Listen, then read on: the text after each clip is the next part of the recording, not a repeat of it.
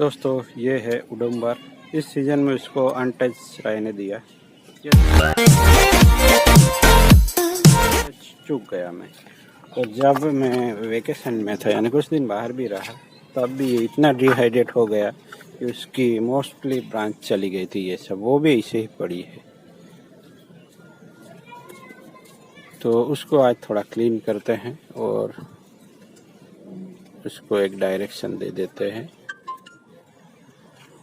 मार्च पड़ी है तब मानसून में ग्रोथ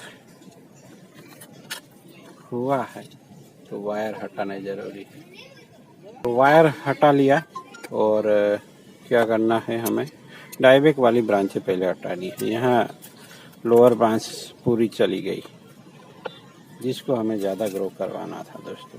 तो कुछ दूसरी भी ग्रो हुई है बेस से, उसमें से किसी को सिलेक्ट करेंगे और आगे चलेंगे अगर सूटेबल हुई तो। ये देखिए यहाँ एक ब्रांच नहीं आ गई, यहाँ चली गई तो दूसरी ब्रांच आ गई। ये ब्रांच पूरी तरह से हमें नहीं चाहिए, ये तो पहले से ही निकल गई है नीचे। तो इस तरह प्लांट को क्लीन करना सीख लीजिए दोस्तों। कौन सी ब्रांच रहने देनी है कौन सी नहीं, वो अगर पता चल जाता है तो अच्छी बात है, क्योंकि फ्यूचर के हिसाब से थोड़ा देखना होता है कि आगे चल के ये प्लांट कैसा लुक आएगा। यहाँ भी हमने कुछ कोशिश की थी, एल लेयरिंग की थी। यहाँ से रूट आएंगे तो नीचे ले जाएंगे, बट ये पूंछ बन के रह गया है तो ऐसे ही रहने देते हैं। ये कोई इन्फेक्शन होता है कुछ अजीब सा, इस तरह स्टिकिंग इंसेक्ट आते हैं, ये उसको लगे होते हैं काले काले से कुछ, उसको तो निकाल दे, कुछ दिक्कत नहीं। तो यहाँ से बहुत सारी ब्रांच आई है तो उसमें से एक रखेंगे, इसमें से निकालते हैं। तो और इस ब्रांच को बढ़ने देना है हमें। ये नीचे भी है उसको भी निकाल देते हैं। तो यहाँ ऐसा नहीं है कि हमें अनुपात के हिसाब से ये ब्रांच यह है कि ये यहाँ, ऐसा नहीं सोचना है क्योंकि इसी ब्रांच है ही नहीं। ऐसा तभी सोचा जा सकता है जब हम एक पूरी चॉप करके इस प्लांट को हमने यहाँ से चॉप कर दिया तो फिर हम अपने हिसाब से ब्रांच को डेवलप कर सकते हैं। जबकि यहाँ जो होती है उसी ब्रांच के साथ आगे जाना होता है, तो फिर रूल्स के हिसाब से ब्रांचिंग नहीं होगी। एक नेचुरल शेप लेके आना होगा प्लांट में से।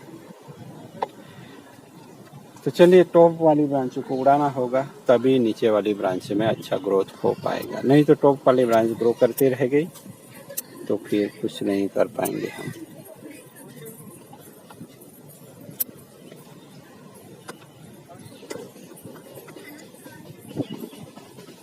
और चलिए इसके भी रखते हैं। ये इसके बीच में, दोनों के बीच में 2 इंच से ज़्यादा दूरी है तो भरेगे, ये रहेगी तो जगह भरने में काम आएगी।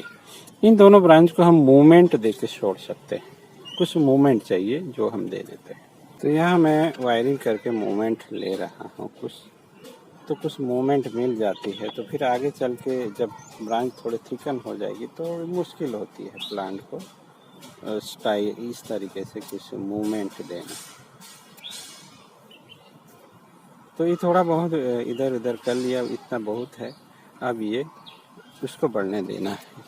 जैसे कुछ दिन पहले मैंने वीडियो दिया था, ये हमेशा कहता रहता हूँ, थिक स्टेम के साथ अगर आप जा रहे हैं दोस्तों तो फिर लोअर ब्रांचों को बढ़ावा देना ही पड़ेगा आप लोगों को, नहीं तो कुछ नहीं कर पाएंगे आप।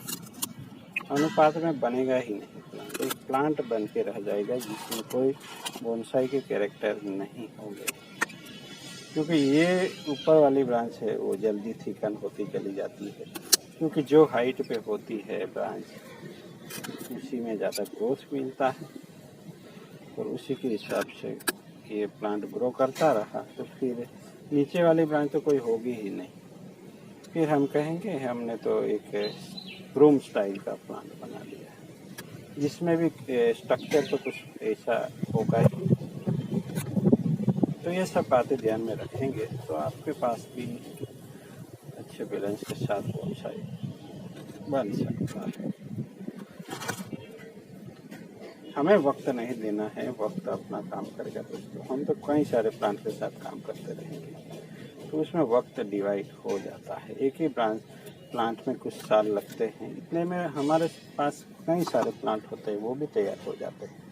तो ऐसा मत सोचे कि एक प्लांट बनाने में हमने 5 साल गवा दिए, पर 5 सालों में हमारे पास 50 प्लांट भी हो सकते हैं, अगर हमने एक साथ एक्सपेरिमेंट करते चले तो।